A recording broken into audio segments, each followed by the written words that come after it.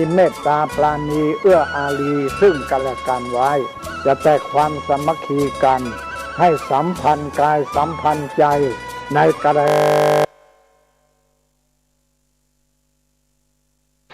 วันนี้คำภาวนาที่เราจะทำให้จิตใจของเราสงบไม่ฟุ้งซ่านครับในช่วงวันก่อนๆผู้ดำเนินรายการก็นำเรื่องของท่านกำลังรับฟังสถานีวิทยุสาธารณะจังหวัดเชียงใหม่คลื่นพัฒนาคุณภาพชีวิต FM 92.25 เมกะเฮิรตซ์บริหารและจัดการโดยวัดป่าแดงมหาวิหารทรงกระจายเสียงจากเลขที่71หมู่ที่14บ้านใหม่หลังมอตำบลสุเทพอำเภอเมืองจังหวัดเชียงใหม่รหัสไปรษณีย์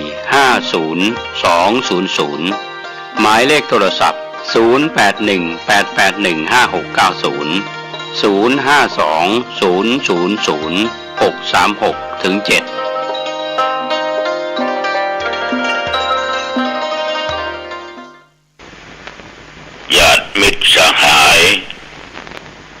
ศรัทธาทั้งหลายตัวสารทิศที่เป็นมิตรในทางธรรมเป็นผู้ติดตามฟังรายการปกิณกะแห่งธรรมะณทางสถานีวิทยุแห่งนี้ในวันและเวลาเดียวกันนี้วันนี้รายการปกิณกะแห่งธรรมะก็มาพบมาพบกับญาติกับโยมท่านผู้ฟังทั้งหลายอีกเช่นเคยเอาละญาติโยมต่อไปนี้ตั้งอกตั้งใจไว้พระสวดมนต์ฉบับย่อฉบับย่อมันจำง่ายดีเนาะมันจำง่ายดีว่าพร้อมๆกันไปตั้งใจว่าเนยมเนออะระหังสัมมาสัมพุทโธภควาพุทธังภควันตังอภิวาเทมิกราบพระพุทธสวากขาโตภควตาธัมโมธัมมังนัมมัสสามิกราบพระธรรมสุปฏิปันโนภควโตสาวกสังโฆสังฆังนัมมามิกราบพระสงฆ์ต่อไปกล่าวคำนมัสการพร้อมกันไปนะโมตัสสะภะคะวะโตอะระหะโตสัมมาสัมพุทธัสสะนะโม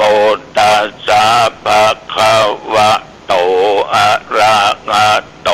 สัมมาสัมพุทธัสสะนะโมตัสสะภะคะวะโตอะระหะโตสัมมาสัมพุทธัสสะพุทธังสมังสารนังคัจฉามิสังฆังสารนังคัจฉามิตุติยัมปิพุทธังสารนังคัจฉามิตุติยัมปิธัมมังสารนังคัจฉามิตุติยัมปิสังฆังสารนังคัจฉามิตติยัมปิพุทธังสารนังคัจฉามิตติยัมปิธัมมังสารนังคัจฉามิตติยัมปิสังฆังสารนังคัจฉามิกรมอุตุประกาศว่า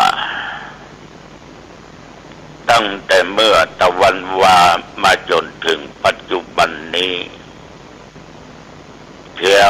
วบริเวณวัดหนองตองและใกล้เคียงตลอดจนถึงอำเภอเมืองเชียงใหม่อำเภอแม่วางสันปะตองหลายที่เนาะไม่มีฝนตกวงเล็บอาจจะตกเป็นแห่งเป็นที่เหมือนกันแต่หนองตองไม่ตกอากาศอบอ้าวลมบแรงพ่อแม่พี่น้องญาติโยมภัยธรรมชาติเนี่ยเป็นสิ่งที่เราไม่สามารถจะกำหนดกฎเกณฑ์มันได้เหมือนกับภัยต่างๆที่เกิดขึ้นกับชีวิตของคนเฮาถึงวันนี่นะเอาก็บอกว่ามันจะเกิดขึ้นเมื่อใดที่เฮาจะหู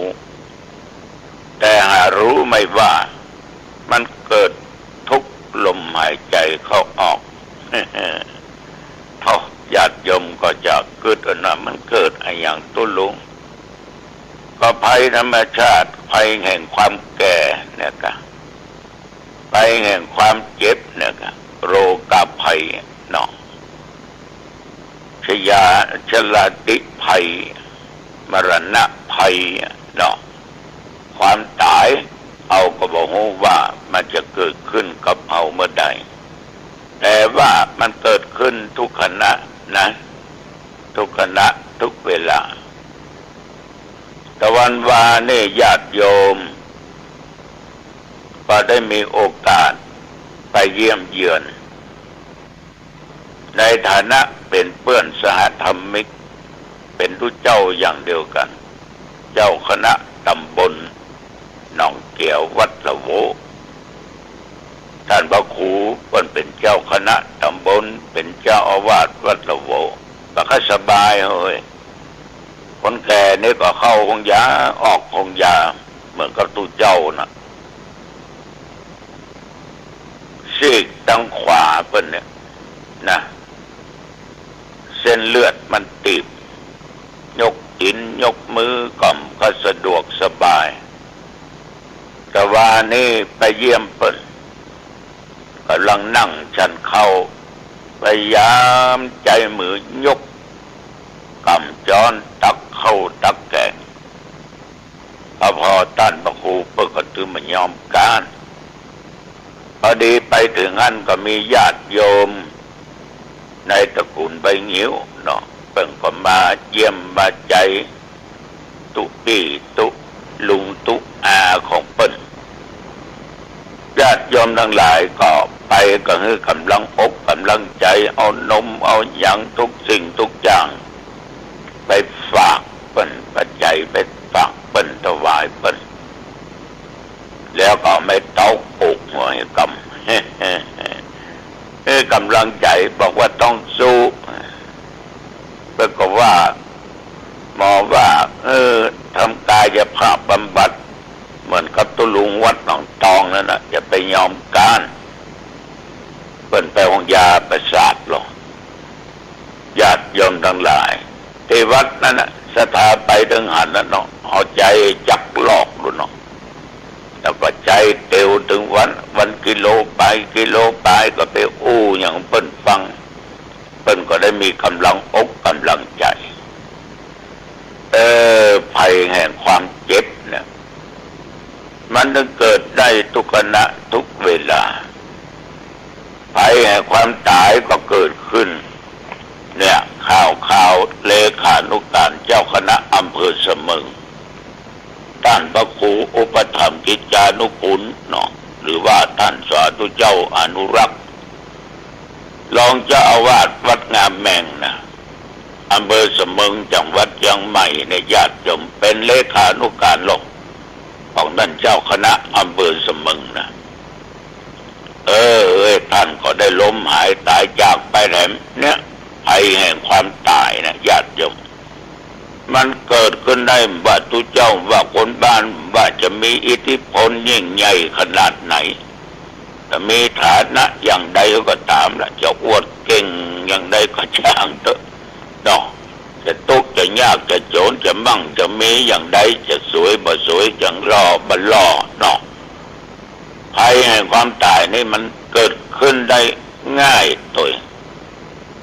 ท่านว่าครูอุปถัมภ์กิจจานุกูลเนี่ยวันก็ตั้งอกตั้งใจทำการทำงานแก่พุทธศาสนาแก่คณะสงฆ์ก็เลยจากเอาไปเมื่อวันที่25 พฤษภาคม 2565 ณ ที่โรงพยาบาลนครพิงค์เชียงใหม่อายุของเปิ้ลในญาติโยมได้45 ปีบวชเป็นตู้เจ้ามาก็ได้25 ปีเป็นเน้นก็คงหลายปีนะ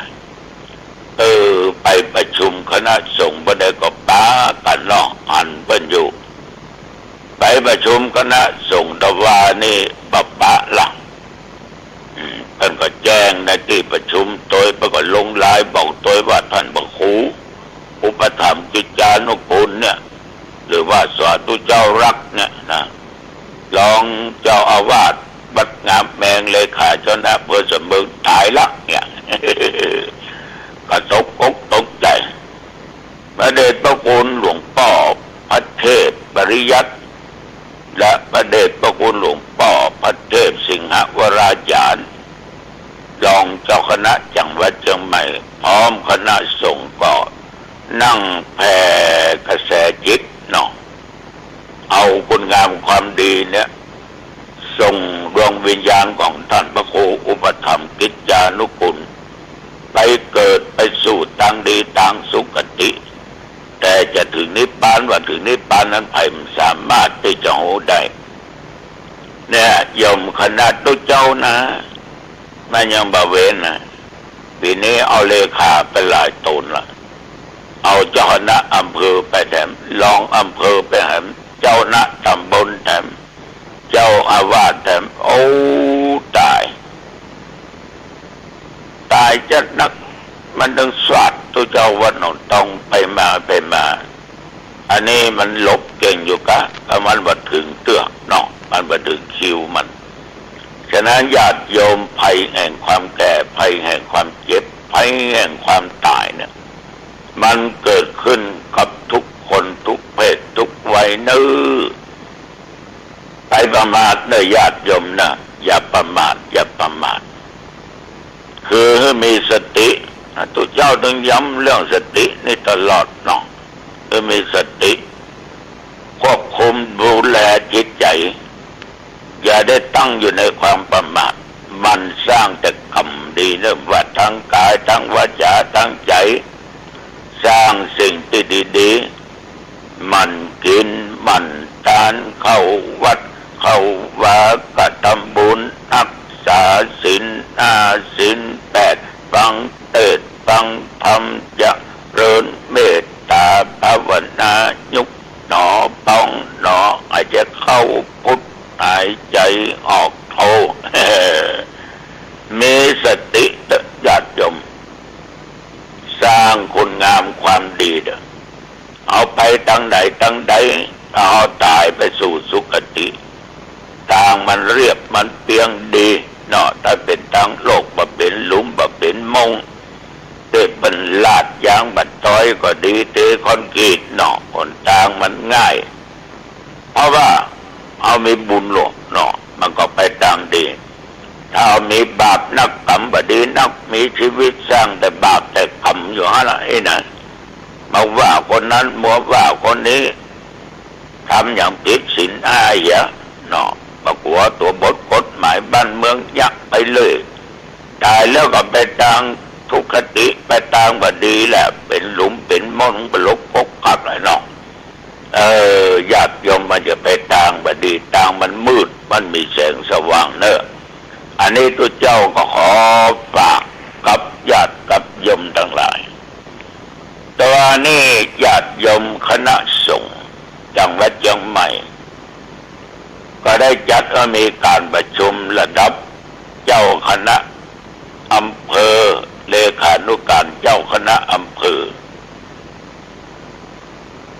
มีพระเดชพระคุณหลวงพ่อพระเทพปริยัติวัด7 ยอดเป็นประธานส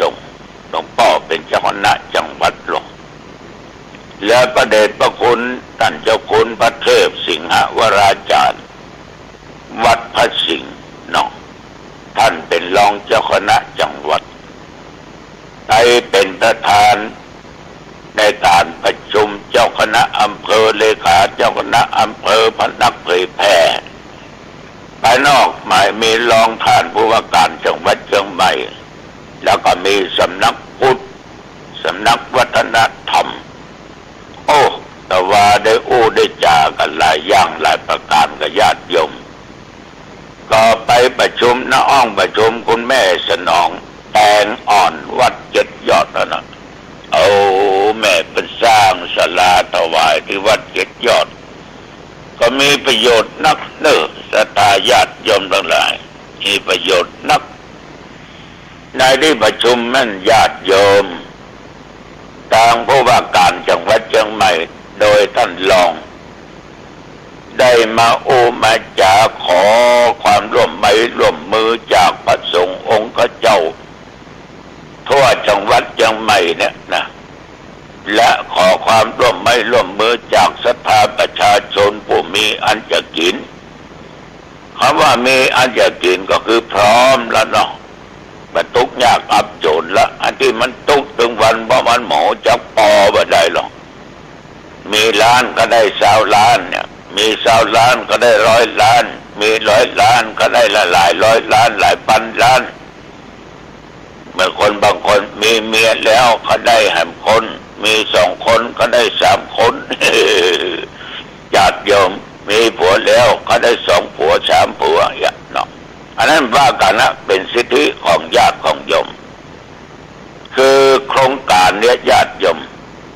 เป็นโครงการซ่อมและสร้างบ้านแก่พ่อแม่พี่น้องประชาชนที่ทุกอย่างอับจนจนว่าที่อยู่ที่กินนั้นลุกค่ำชลาแล้วก็บันสามารถที่จะซ่อมสามารถที่จะสร้างบ้านใหม่ได้เพื่อนร่วมโลกร่วมชีวิตของเรายังเจออย่างอีนักในอำเภอจังหวัดเชียงใหม่25 อำเภอเนี่ยมีกันกู้อำเภอแต่ว่านี่ต้องลองผู้ว่าเพิ่นได้บอกว่ามีไป30,000 กว่าคนบุญเนี่ยไปหันอยู่ที่กินแล้วหน้าอินดูหน้าสังเวชแล้วก็เป็นคนเฒ่าแล้วก็อยู่คนเดียวแล้วก็2 คนตายายลูกหลานก็มีหรือมีบางทีก็ไปที่ไหนผีเบาก็บอกทุกข์ยากแม้แต่จะกินแม้แต่จะนุ่งจะห่มก็ยังมีจะไปแต่งบ้านซ่อมบ้านก็ถึงยากดังรองผู้ว่าการจังหวัดเชียงใหม่เปิ้นก็มาปรึกษากับหลวงพ่อเจ้าคณะจังหวัดรองจังหวัดว่าเขาจะได้ดีก็จึงลงมติขอความร่วมมือกันตึงภายในภายนอกช่วยกันสงเคราะห์ตัวเจ้าทั้งหลายที่นั่งฟังผมนี่นะเอาช่วยกันเนาะเอาช่วยกันญาติโยมเคยสงเคราะห์เอาละอุปถากอุปถัมภ์เอาละต่อไปเอาทุกตนทุกองค์ก็ช่วยกันร่วมกับคณะศรัทธาญาติโยมที่มีจะกินอย่างในปีเนี้ยมันก็คิดว่าจะสร้างจะซ่อมไปสัก45 หลังนี่นะใน25 อำเภอนี่นะบางอำเภอก็หลังบางอำเภอก็2บางอำเภอก็3 หลังบางที่ก็ซ่อมบางที่ก็จะสร้างใหม่ที่สร้างนั้นมี23ก็ลงที่จะซ่อมนั้นมี22หางดงก็ยังมีติ่งอยู่นะแต่ซ่อมเนี่ยของงบประมาณต้องอันเท่าอีฉะนั้นญาติโยมท่านผู้ฟังมนุษย์ช่วยมนุษย์เอาเกิดมาร่วมโลกร่วมชีวิตเดียวกันเนี่ยเอาพอมีพอกินพอใจเป็นสุขแต่เพื่อนร่วมโลกก็เนี่ยเป็นทุกข์ยากอับจนสิ่งเหล่านี้มันก็บุญไผ่บุญมันนะเนาะพระเจ้าต้องเคยจานหลายเตื้อละที่เอาเกิดมาจากนี้มีกินมีใจบ่พอทุกข์บ่พอยากเหมือนกับเปิ้นบ่อดบ่กันบ่อยากมีเกณฑ์สถานบรรจงของเรือนอยู่อย่างสุขสบายมีรถมีลาขับไปเหนือใต้ทุกออกไปเที่ยวไปต่างประเทศไปเที่ยวที่นั่นไปเที่ยวที่นี่เข้าครอบครัวอยู่เป็นสุขถึงพ่อถึงแม่ถึงผัวถึง ถึงเมียถึงลูกถึงเต้าถึงหลานถึงเหลนเนี่ยใครอยากกันอย่างก็ได้กินใครอยากกันอย่างก็ได้กินกันมีอีกหลายครอบครัวใครอยากก็จำเป็นต้องอดขนุ่งอย่างเปิ้นก็จำเป็นต้องอดเวลาฝนตกบ้านก็ห่วยอ่ะคนหมอนคนพัดตัวคนสลีแอนไปแอนมาน่าเอ็นดูนะญาติโยมฉะนั้นญาติโยมใครจะใจบุญเนาะช่วยอนุเคราะห์สงเคราะห์ติดต่อกับตัวเจ้านักเทศหลายตนหลายองค์เนอะเป็นประกาศที่ไหนก็หอมแจ้งความประสงค์ได้ตัวเจ้าตนนี้ก็ได้เนอะตนนี้ก็ได้นะโยมข้าหูก็ต้องโทรมาถามเมื่อก่อน081 950 3471 081 950 3471ไอ้โหลหลวงพ่อท่านพระครูอีแม่ใครหอมเปิ่นไปซ่อมบ้านแต่งบ้านสัก10,000เนาะนี่นะเท่าใดก็ได้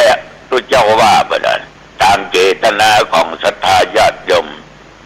ตามอัตภาพของเราที่จะช่วยกันได้กี่สิบกี่ร้อยกี่พันกี่หมื่นก็เจ้าจะแปลงให้เป็นสักหลังเนาะเท่าใดฮะโอ้โหอย่างห่างดงนี้มีหันหลัง50,000 บาทไปซ่อมไปแซมเนาะเนี่ยญาติโยมไปจังอ้ายจังอ้อมมีจิตเป็นกุศลก็เจอเนอแจ้งติดตุเจ้าหลวงพ่อจังหวัดวัดเจ็ดยอดก็ได้ท่านเจ้าคุณวัดพระสิงห์ก็ได้หรือจะไปบอกกับตุเจ้าวัดหนองทองก็ได้จะได้ประกาศอนุโมทนากันตุเจ้าคณะอำเภอทุกอำเภอเลขานุการทุกอำเภอสาธุเจ้าแจ้งความประสงค์บอกคนเถอะบอกออกไม่ออกจะเป็นบุญอันยิ่งใหญ่เขาจะทำถวายเป็นพระราชกุศลเนาะในวันเฉลิมพระชนมพรรษาสมเด็จนะพระนางเจ้าพระบรมราชินีนาถพระพันปีหลวงเนาะปีนี้พระองค์ท่านจะมีพระชนมายุได้90 พรรษาและ90 ปีเอาในฐานะที่เป็นประสบนิกรเนาะเอามีชาติมีศาสนาพุทธมีสถาบันมหากษัตริย์เนี่ยเป็นที่ยึดเหนี่ยวญาติโยมท่านผู้ฟังทั้งหลายทำสิ่งดีๆเราย่อมได้ของดีๆนะอันนี้ก็จึงขอฝากกับญาติกับโยมเนอะเอาช่วยกันนะโยมนะทุกเจ้าเพิ่งก็จะช่วยไปได้บ่ได้ขนาดวัดเพิ่นก็สร้างนะอย่างเอาเนี่ยเอาก็สร้างแต่เขาก็ต้องช่วยสังคมช่วยคนทั่วไปนะตามกำลังทรัพย์ตามกำลังศรัทธาของญาติสังยมอันนี้แต่ว่าประชุมกันก็หลายเรื่องหลายแล้วต่างวาระด้วยกันและมีสิ่งที่น่าคิดน่าตกอกตกใจเหมือนกันเนอะญาติโยมโถสังคมปัจจุบันเนาะเทคโนโลยีมันเจริญแต่ก็ไปใช้ในทางที่บ่ถูกในทางที่บ่ควรญาติโยมมีคนแอบอ้างนะมีคนแอบอ้างเอาชื่อว่าเป็นสำนักพุทธเชียงใหม่เนาะโทรไปแจ้งให้ตุเจ้าตัวนั้นตุเจ้าตัวนี้เดี๋ยวเรื่องราวของท่านมีเนอถ้าอยากขับปนเรื่องปนราวนี้จ่ายสตางค์มาดีๆโอนเข้าธนาคารเนี่ยบัญชีของคนชื่อนั้นอย่างอี้ก็มีนะญาติโยมอย่างอี้ก็มีนะตัวเจ้าทั้งหลายฟังไว้เลยจะไปเชื่อเจ้าหน้าที่สำนักพุทธศาสนาเชียงใหม่บ่มีพฤติกรรมอย่างอี้บ่มีนโยบายอย่างอี้เนอะขอให้ท่านจะไปเชื่อบุคคลเหล่านี้ไม่จะแปลงโทษแปลงตาเป็นเรื่องเป็นราวบางทีหูข่าวว่าเอาอย่างนั้นเอาอย่างนี้มาเกียโทรมาละจากผมเจ้าคณะเจ้าหน้าที่สำนักพุทธจังหวัดเชียงใหม่นะครับเดี๋ยวนี้เรื่องราวของท่านจะแดงแล้วเนอะถ้าท่านจะให้ผมระงับก็ได้คือโอนสตางค์เข้าบัญชีของนายนั้นธนาคารนั้นจะไปเชื่อมันเนอะมันเหมือนกลุ่มหนึ่งเนี่ยอันนี้เจอ2 เตื้อแล้ว ประเดี๋ยวกล่องที่ท่านส่งนะมันมีปัญหานะครับเอหรอกมันมีปัญหานะครับเอหรอกไม่สามารถจะส่งสิ่งที่ท่านส่งสั่งได้เอาไม่ได้สั่งสักอย่างนี่นะมันต้องโทรมาโลกได้ยินถึงปิดปั๊บละโอ้2-3 เตื้อละแต่โทรศัพท์ตัวเจ้าหนองตองเนี่ยมันแจ้ของเฮาหรอกมันไม่ใช่เฮาชื่อก็ไม่ใช่เฮาชื่อของคนบ้านของไปเฮาดื้มบอกเนี่ยแต่ว่าเบอร์โทรนั้นเอามาใจญาติโยมทั้งหลายเจอหลายเตื้อละโอ้คนเดียวหากินสปะสเปดที่ประชุมตะวาก็โอ้ถึงเรื่องจริยวัดของตัวเจ้าพระเนรเรื่องเอาตัวหลวงก็ไม่ยากจะโอ้นะธรรมาต้องบอกก็ยอมอย่างทุกแห่งทุกที่เวลาไปเทศน์ว่ามันเป็นกรรมเป็นเวรของแต่ละตนแต่ละองค์ญาติโยมมันต้องไปใส่ใจอย่างจะขึ้นแล้วเราไปเทศน์ที่บ้านหนองเย็นเนาะป่อของสาธุเจ้าอาวาสวัดทำออกหูเปิ้นตายเปิ้นถามก็เลยโอ้อย่างเจ้าบ้านเปิ้นได้ฟังเนี่ยข่าวตัวเจ้ามีอย่างนั้นมีอย่างนี้ฟังหูก็ไว้หูบ่ฟังไว้ก็ซ้ำดีบ่ดีจะไปสร้างบาปสร้างกรรมเปิ้นว่ามินหม้อจะไปมือแตะเด้อมันติดมือจะเปื้อนจะเป็นมินยังไปแตะอยู่อีกแมงแตงมันเหม็นนะจะไปเอามือนีดมันเน้อเอามือไปนีดเอามาดมเหม็นอีกโยมตุ๊เจ้าก็มนุษย์โยมก็มนุษย์ยังมีกิเลสมีตัณหาอยู่บางคนหันเปิ้นเข้ามาบวชจะเปิ้นเป็นพระอรหันต์เอาตนนั้นมาเปรียบตนนี้มาเปรียบตนนั้นบารมีมันเท่าเดียวกันลูกมันสร้างกรรมมาแบบเท่าเดียวกันมันล่างได้จะมาสร้างมาตอบมาแทนกันญาติโยมแต่เฮาป้องกันไว้ตัวเจ้าทั้งหลายก็ต้องป้องกันไว้อันไหนมันผิดศีลผิดธรรมเนี่ยก็จะไปจะไปทำหลบหลีกหนีเว้นเนี่ยนะมีสติอยู่ตลอดเวลาญาติโยมท่านผู้ฟังในคืนแล้วมีโอกาสไปเทศงานศพป่อตุเจ้าวัดธรรมออกหูแต่เป็นอยู่ที่หลังวัดหนองเย็นนั่นนะโอ้ไปถึงแล้วก็โอ้กูจะไปได้วะเนี่ยน้ำไหลลึดเป็นแม่น้ำเหมือนกันถ้ามันมาในโลเองนะอย่าง4-5 วันก่อนนี่ไปไม่ได้นะอันนี้สุมาเถอะเมื่อกับแปลงหัวข้ามไปน้อยเดียวเราผู้เจ้าหนองต้องไปปังกลางงางตกเนี่ยก็เลยเดินลัดน้ำไปพอดีต้องน้ำมันเทคอนกรีตมดหยาดยมคนหลายคนนักเนื้อตุเจ้าบัดเน้นก่อนนักศรัทธาญาติโยมก่อนหลายเป็นแฟนพันธุ์แท้โลกนะที่ไปฟังกันเป็นระเบียบเรียบร้อยขอบใจนักขอบใจหลายๆเนื้ออันนี้เป็นเรื่องเป็นราวต่อว่าเนี่ยมามาจากอย่าประมาทภัยวิบัติมันเกิดขึ้นกับเราตลอดเวลาชราภัยพยาธิภัยมรณะภัยมันจะเกิดเมื่อใดบ่ฮู้อย่าประมาทสร้างคุณงามความดีมันศีลมันทานรักษาศีลเข้าวัดเข้าวาฟังเทศน์ฟังธรรมเนอะเจริญเมตตาภาวนาเนอะเอาละจะไปมาเป็นเวลาพอสมควรอายุวันโนสุขังปัสสังพบกันใหม่โอกาสหน้าเจริญพรสวัสดีครับท่านผู้ฟังที่เคารพธรรมสาระวันนี้ผมกาเศรษฐ์เพชรสำริด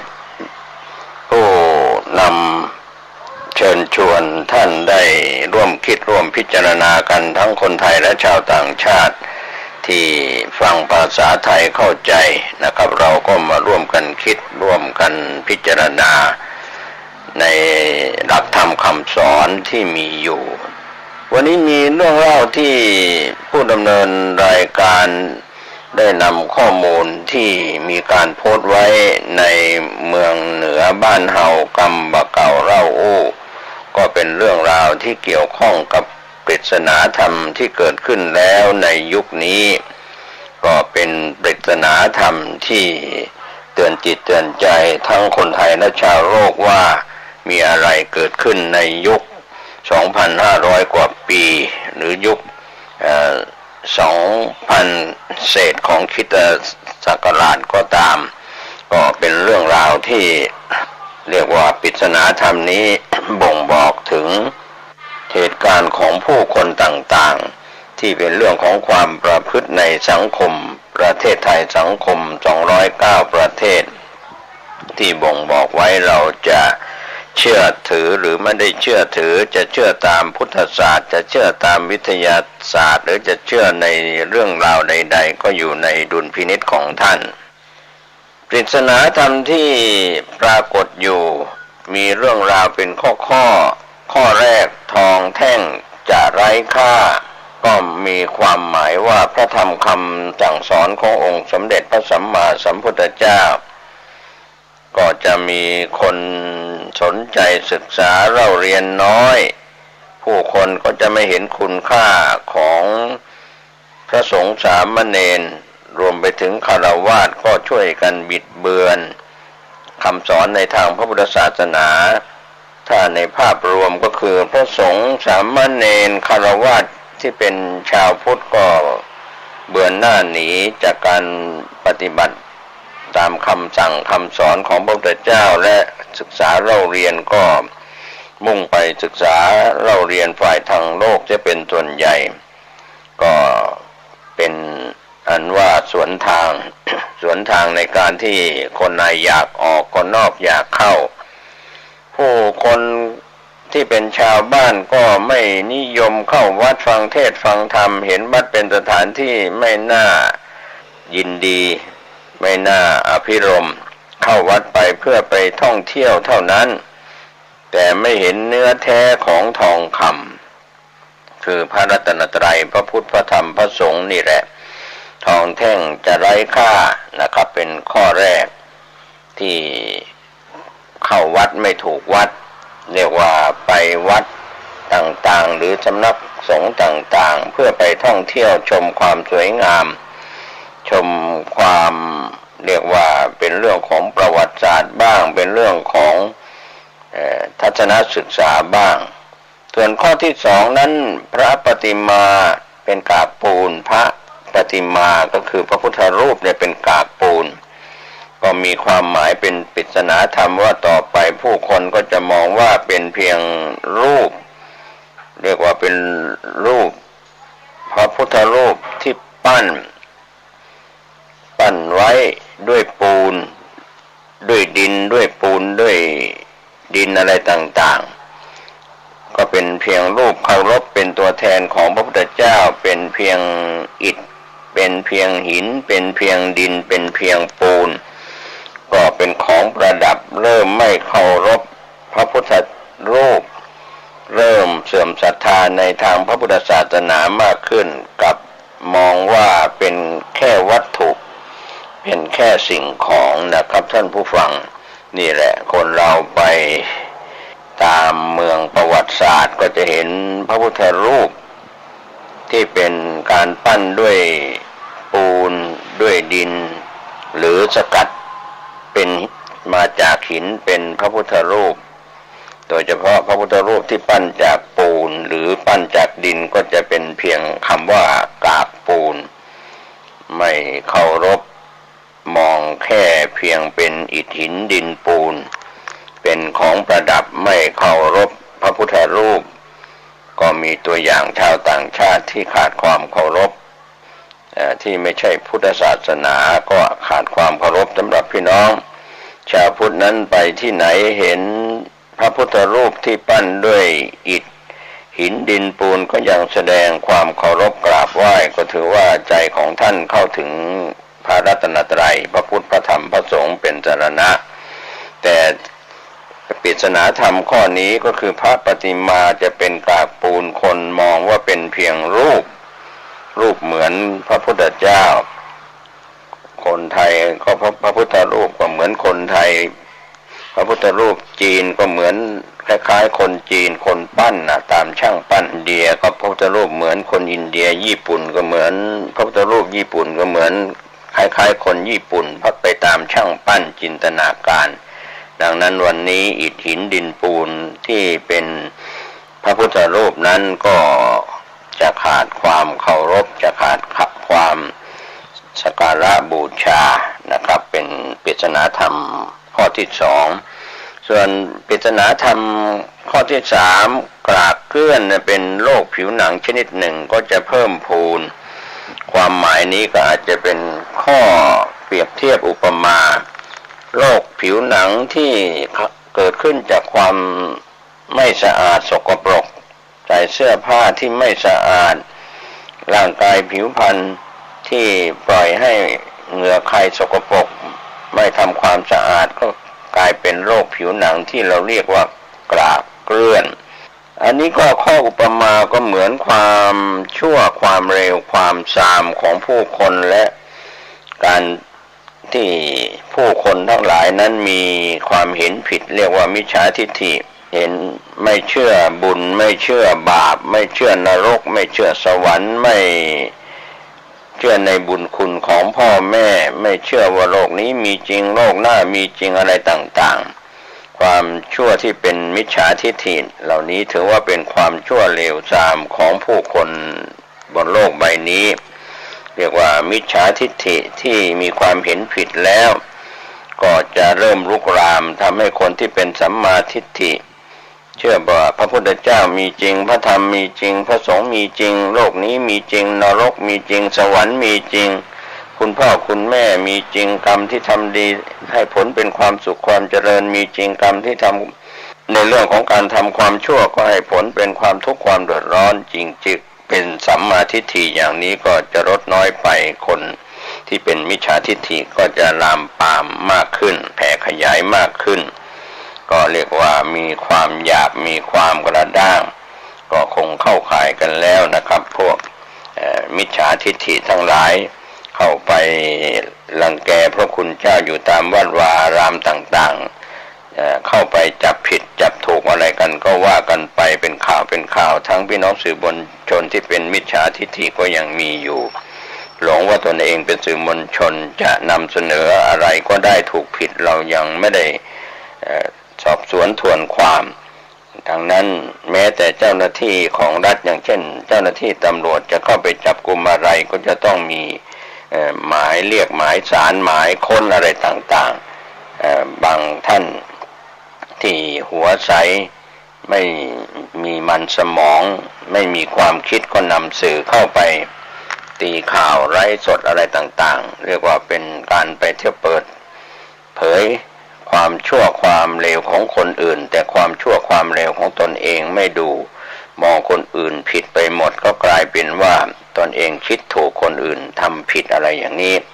ลุกลามไปเหมือนกรากเกลื่อน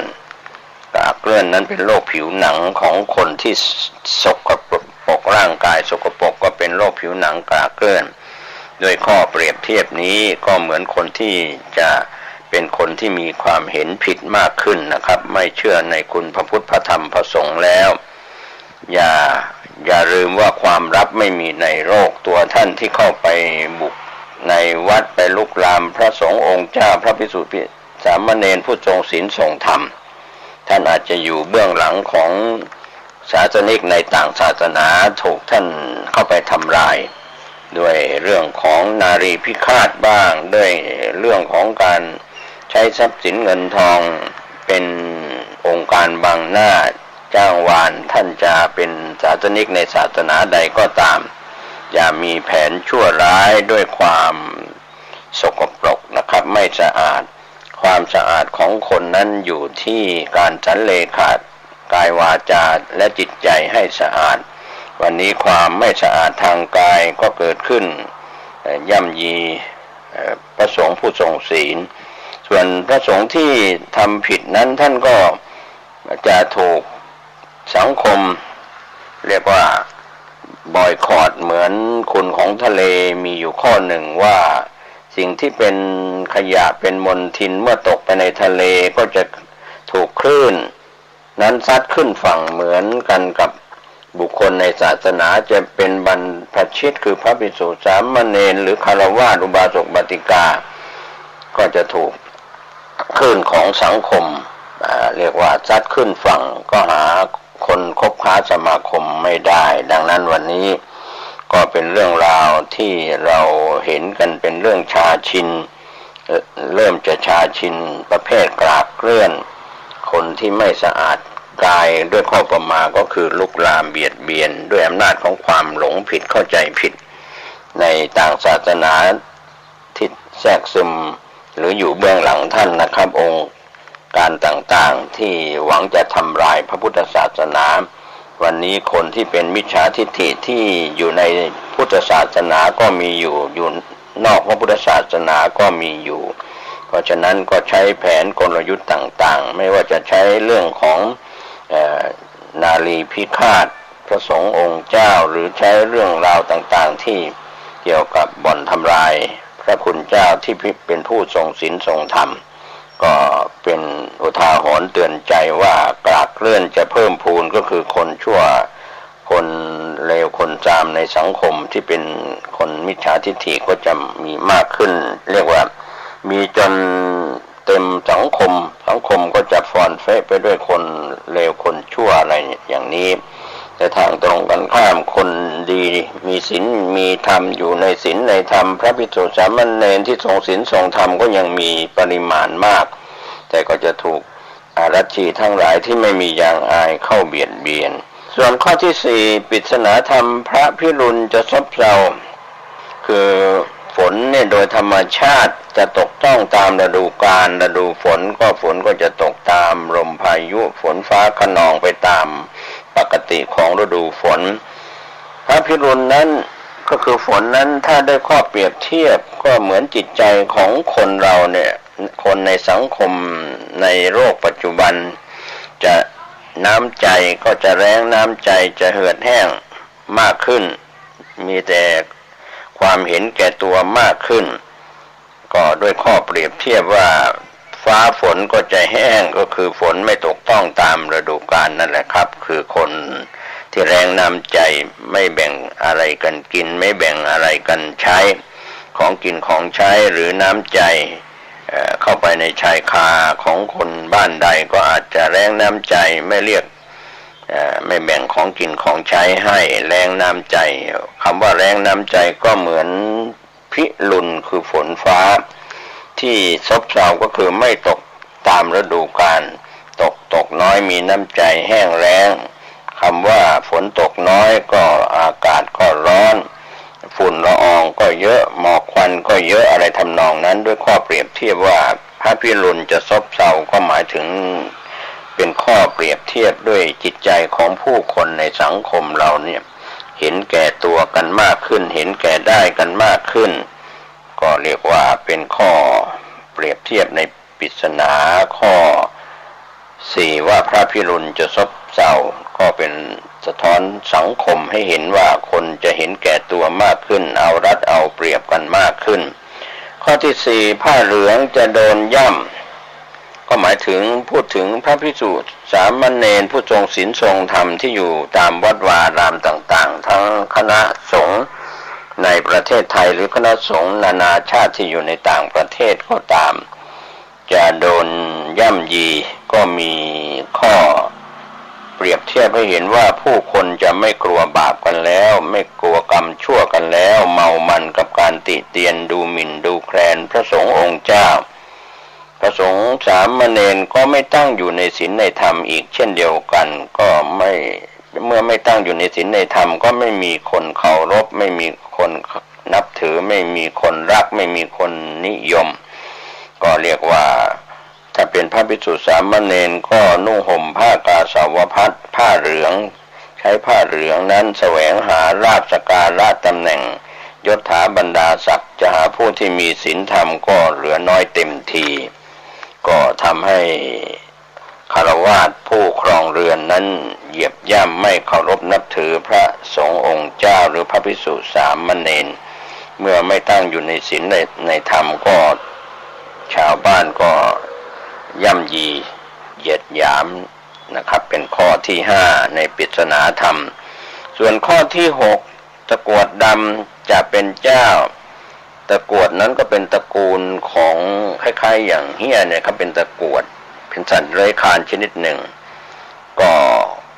มีข้อเปรียบเทียบคำว่าตะกรวดดำจะเป็นเจ้าก็คือคนที่เกิดในตระกูลต่ำเป็นถ้าเปรียบเทียบกับคนอินเดียก็เป็นคนจันทานเป็นคนวรรณะต่ำอะไรอย่างนี้หรือถ้ามาเปรียบเทียบกับคนแต่ละชาตินะก็จะมีคนที่ทุกข์ยากเข็ญใจเกิดในตระกูลตกต่ำมีตระกูลยากจนนั่นแหละครับเมื่อคนเหล่านั้นมีจิตใจต่ำทรามเมื่อขึ้นมาเป็นผู้นำเป็นผู้แทนเป็นผู้นำเป็นใหญ่ในบ้านในเมืองมาเป็นใหญ่ครองอำนาจก็เจริญในอำนาจหลงไหลในอำนาจจนพาบ้านเมืองเสื่อมเสียหายก็เรียกว่าทำให้องค์กรนั้นเสียหายกินสินบาทค่าสินบนอะไรทางที่กล่าวกันว่ากินเงินหลวงไม่อายชาวบ้านข้าไปกินต่อหน้าต่อตาก็ยังไม่เกรงกลัวกฎหมายของบ้านเมืองจะมีปปช.หรือจะมีอะไรก็แล้วแต่ตรวจสอบก็เรียกว่าตะกรวดดำเป็นเจ้าเริงอำนาจเรียกว่าคนในตระกูลต่ำขึ้นมาเป็นใหญ่เป็นโตก็มาจากสายที่มีการคัดเลือกกันเนี่ยนะครับเรียกว่าผู้แทนในระดับต่างๆเป็นคนที่อยู่ในตระกูลต่ำแต่ว่าพอได้รับเลือกจากที่เป็นระบอบว่าประชาธิปไตยถูกเลือกตั้งกันเข้ามายกย่องกันเข้ามาคนที่อยู่ในตระกูลต่ำเมื่อเป็นใหญ่เป็นโตก็เรียกว่าหลงเหลิงอำนาจนะครับที่ตนเองเป็นใหญ่เป็นผู้นำองค์กรนั้นๆก็เข้าข่ายว่าตะกรวดดำจะเป็นเจ้าเพราะว่าคนที่มีฐานะสูงสักเท่านั้นที่จะได้เป็นใหญ่เป็นโตเป็นคนดีมีศีลมีธรรมก็อาจจะกลับกันนะครับตะกรวดดำเป็นเจ้าแต่สิ่งที่เป็นวรรณะกษัตริย์อย่างอินเดียเขาก็ยกย่องวรรณพราหมณ์เขาก็ยกย่องก็จะถูกย่ำยีในวรรณะสูงก็จะถูกย่ำยีทำให้คนตระกูลต่ำขึ้นเป็นใหญ่เป็นโตส่วนวรรณะข้อที่7นั้นดอกตูมโรยแต่เช้าก็หมายถึงเหมือนดอกไม้ดอกบัวอะไรที่เบ่งบานสะพรั่งในยามเช้าก็โรยลาเหมือนตะวัน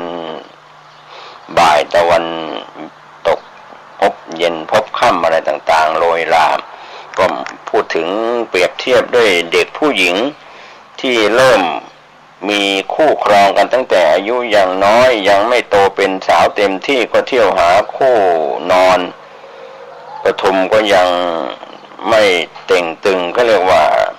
เหมือนสาวรุ่นน้อยนะครับยังเด็กยังน้อยอยู่ก็เรียกว่าเป็นไปตามระเริงหลงไปตามวัยเล็กวัยเด็กนะครับที่ยังไม่เป็นผู้ใหญ่เต็มที่สมบูรณ์เต็มที่ก็ได้มีเพศสัมพันธ์แล้วก็ได้เสียกันแล้วก็เรียกว่าเมื่อได้เสียกันในส่วนของหญิงชายแล้วก็ออกห่างพ่อแม่ครับก็เรียกว่าแก่แดดตั้งแต่ยังเช้าอยู่นั่นแหละครับเรียกว่าอายุน้อยแต่ว่ามีแฟนเป็นหญิงเป็นชายกันแล้วนี่ก็เป็นเรื่องของดอกตูมที่โรยแต่เช้า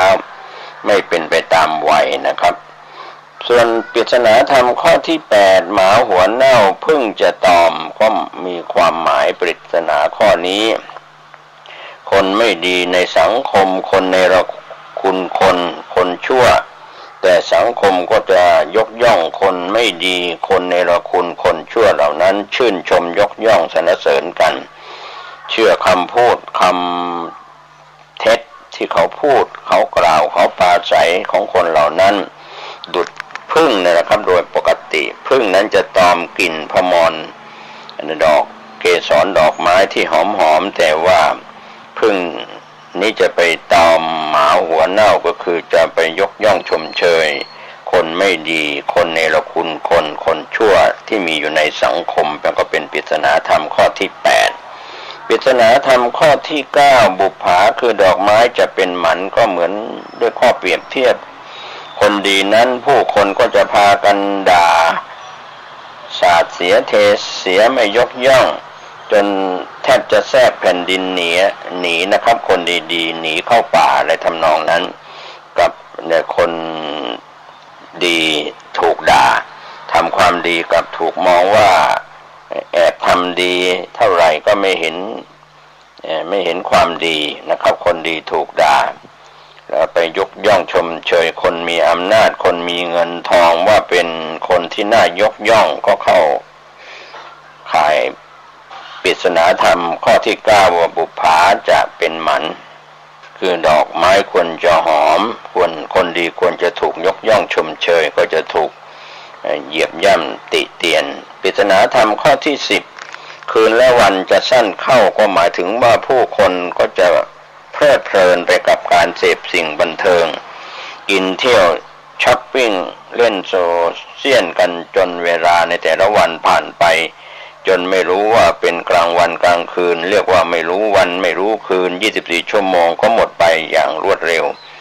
กลางวันกลางคืนกลางวัน12ชั่วโมงกลางคืน12ชั่วโมงก็เรียกว่าใช้วิถีชีวิตทำงานทั้งกลางวันกลางคืนแลกกับเงินจนหมดเวลาไปกับการงานไม่มีเวลาที่จะพูดคุยกับคนในครอบครัวเวลาในครอบครัวก็สั้นลงไปก็คือคืนและวันจะสั้นเข้าก็มีข้อเปรียบเทียบว่าสถาบันครอบครัวพ่อแม่ลูกก็จะห่างเหินกันพ่อแม่ลูกก็ไม่ได้ค่อยได้คุยกันเวลาแทบจะใช้สื่อสารโทรคุยกันบ้างไม่ได้คุยกันบ้างอันนี้ก็เป็นเรื่องที่เป็นไปแล้วในปัจจุบันโลกก้มหน้าที่เกิดขึ้นในสังคมในยุคอินเทอร์เน็ตโลกโซเชียลโลกาภิวัตน์ในยุคปัจจุบันปริศนาธรรมข้อที่11นกน้อยจะลืมเหย้าก็จะลืมรังนั่นแหละครับนกน้อยด้วยข้อเปรียบเทียบเหมือนคนรุ่นใหม่วัยรุ่นเด็กรุ่นใหม่คนที่มองว่าตัวเองเป็นคนสมัยใหม่ก็จะลืมพ่อลืมแม่ลืมบ้านเกิดเมืองนอนของตนแล้วก็ลืมไปถึงวัฒนธรรมประเพณีของตนรากเหง้าของตนเนี่ยนกน้อยจะลืมเหย้าก็คือลืมหลังนั่นแหละครับเคยกินที่บ้านอยู่ที่บ้านวัฒนธรรมประเพณีเป็นวัยรุ่นคนรุ่นใหม่ส่วนปริศนาธรรมข้อที่12โคถึกเฒ่าจะวังเวงก็หมายถึงคนเฒ่าคนแก่นี่แหละจะถูกทอดทิ้งให้อยู่ตามลำพังขาดลูกหลานมาดูแลก็เข้าข่ายกันแล้วในปัจจุบันนี้นะครับท่านผู้ฟังชีวิตของคนแก่ๆจะเป็นปู่ย่าตายายพ่ออุ้ยแม่อุ้ยลุงป้าน้าตา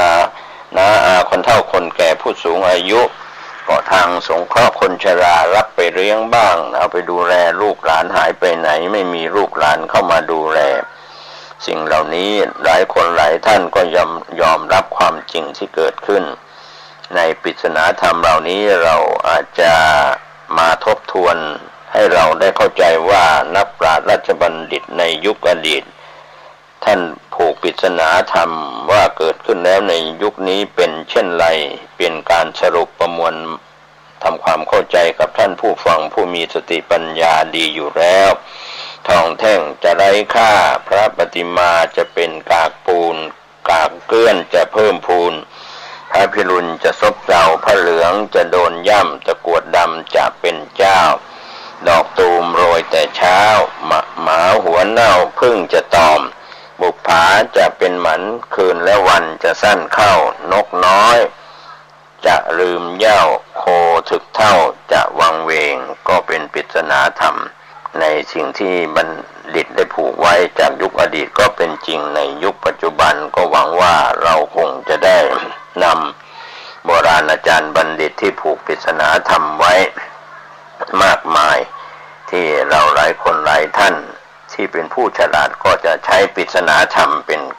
การกล่าวไว้ผูกไว้ให้คนรุ่นใหม่ได้คิดได้พิจารณากันก็หวังว่าจะก่อเกิดประโยชน์ชวนท่านได้มาคิดมาศึกษาในปริศนาธรรมเหล่านี้ก็คงจะเป็นไปตามกระแสสังคมตามยุคตามสมัยยุคโลกาภิวัตน์ยุคโซเชียลมีเดียเรื่องอำนาจยุคอินเทอร์เน็ตความเร็วสูงก็เรียกว่ากระจายอย่างรวดเร็วด้วยสื่อสารที่รวดเร็วนะครับทั้งเสียงและภาพและข้อมูลต่างๆก็อาจจะทำให้ยุคใหม่กลายเป็นยุคของความเจริญด้วยรูปธรรมทำให้จิตใจเสื่อมทรามลงในเรื่องของไม่เอาศีลไม่เอาธรรมไม่เอาความถูกต้องไม่เคารพ ไม่ปฏิบัติตามในศีลในธรรมไม่เคารพกฎหมายของบ้านเมืองครับวันนี้ผมเกษตรเพชรสำริดชวนท่านคิดตามปริศนาธรรมก็ขอบคุณปริศนาธรรมที่กลุ่มคนล้านนาได้นำมากล่าวมาเสนอก็หวังว่าจะเป็นประโยชน์กับท่านทุกท่านทุกรูปทุกนามทุกท่านที่เป็นหญิงเป็นชายทั้งคนไทยและชาวต่างชาติก็ปฏิบัติตามในสิ่งที่ถูกต้องดีงามตามศีลธรรมตามกฎหมายของบ้านเมืองโดยทั่วหน้ากันสวัสดีครับท่านผู้ฟังที่เคารพในโอกาสการบรรยายธรรมะวันนี้พระครูโคสิทธิปริยัตยาภรณ์เจ้าวาดวัดป่าแดงมหาวิหารเจ้าคณะตำบลสุเทพเขตหนึ่งอำเภอเมืองเชียงใหม่จังหวัดเชียงใหม่ท่านได้กล่าวธรรมะมีสาระดีๆดังนี้เรื่องราวจากหนังสือที่ครูบาอาจารย์เปิ้นได้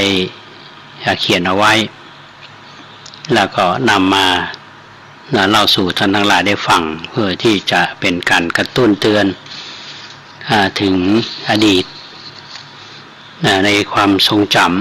ำเรื่องราวที่เกี่ยวกับทางประวัติศาสตร์ทางพระพุทธศาสนาโดยเฉพาะเรื่องของพระเจ้าอโศกมหาราชนะครับเป็นเรื่องราวที่น่าสนใจทำให้เราที่เข้ามาศึกษาได้เรียนรู้เนี่ยจะเข้าใจในบริบทของสังคมในสมัยนั้นตัวจากการที่เราเข้ามาศึกษาเรียนรู้สิ่งเหล่านี้เนี่ยจะเป็นประโยชน์แก่หมู่เฮาในยุคปัจจุบันได้จะใดเนี่ยอาตมาว่าเป็นเรื่องที่ทุกคนต้องให้ความสนใจด้วยเหตุดังกล่าวเนี่ยก็จึงนำเรื่องของพระเจ้าอโศกเนี่ยมาเล่าสู่ท่านทั้งหลายฟังมีประเด็นที่เราท่านทั้งหลายได้ฟังกันมาอย่างต่อเนื่องเนี่ยการที่คนเรามีอำนาจมีอาวุธในมือแล้วก็ถ้าบ่มีความเป็นธรรมมันก็จะสร้างรอยด่างในประวัติศาสตร์โดยเฉพาะพระเจ้าอโศกเนี่ยก็เรียกอยู่ในอำนาจก็ฆ่าพี่ฆ่าน้องใส่เลือดเดียวกันเนี่ยนะในที่สุดเนี่ยจุดแห่งความเปลี่ยนแปลงเนี่ยก็มีกระทำวงเปลี่ยนพระทัยมานับถือพุทธศาสนาโดยการฟังเทศจากสามเณรรูปหนึ่งคือสามเณรนิโครธแล้วก็ทุ่มเทเวลาที่เหลืออยู่เนี่ยเพื่อพระพุทธศาสนาแล้วก็ถือความมั่นคงเนี่ยเป็นหลักเมื่อช่วงก่อนเนี่ยธรรมาภาพได้นำเล่าให้ท่านทั้งหลายได้ฟังเนี่ยว่าท่านโมคคัลลีทิสาเถระเนี่ยก็ได้ตอบปัญหาที่ท่านพระเจ้าอโศกเนี่ยได้ทรงทราบว่าการเป็นทายาท